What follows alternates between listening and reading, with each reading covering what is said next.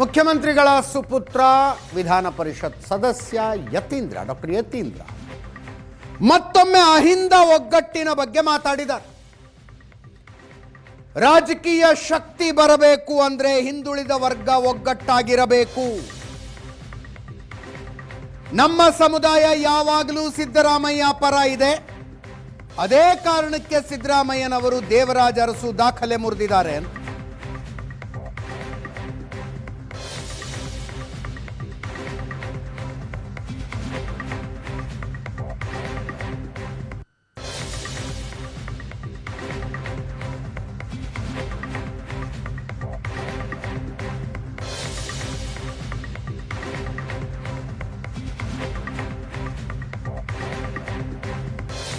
ಅವರ ಹೇಳಿಕೆಯ ಬಗ್ಗೆ ಪ್ರತಿಕ್ರಿಯೆ ಕೇಳಿದಾಗ ಶಾಸಕ ರವಿ ಗಣಿಗ,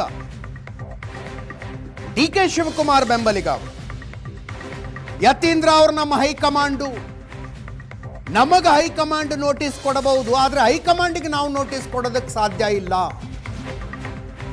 ಯಾರು ಸ್ಟೇಟ್ಮೆಂಟ್ ಕೊಡಬೇಡಿ ಅಂತ 4 ಸಲ ವರಿಷ್ಠರು ಹೇಳಿದ್ರು. ಆದರೂ ಸ್ಟೇಟ್ಮೆಂಟ್ ಕೊಡ್ತಿದ್ದಾರೆ ಅಂದ್ರೆ ಅವರೇ ಸುಪ್ರೀಂ ಅಂದ್ರು.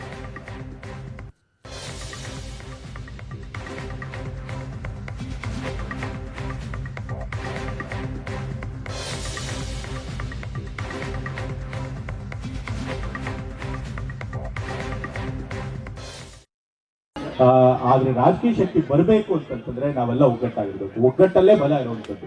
ಹಿಂದುಳಿದ ವರ್ಗದವರೆಲ್ಲರೂ ಕೂಡ ಒಗ್ಗಟ್ಟಾಗಿದ್ರೆ ಮಾತ್ರ ನಾವು ರಾಜಕೀಯ ಶಕ್ತಿ ಪಡ್ಕೊಳಕ್ಕಾಗುತ್ತೆ.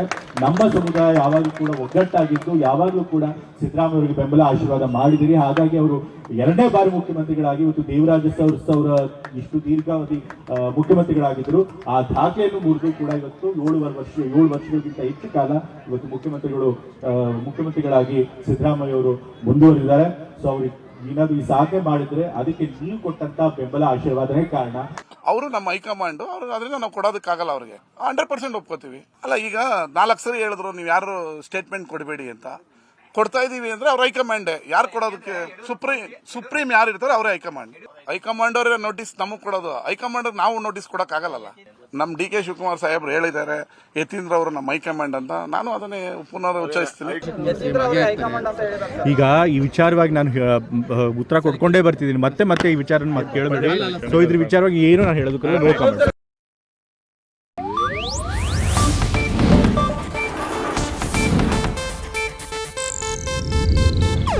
ಇದು ಏಷ್ಯಾನೆಟ್ ನ್ಯೂಸ್ ನೆಟ್ವರ್ಕ್ ಪ್ರಸ್ತುತಿ.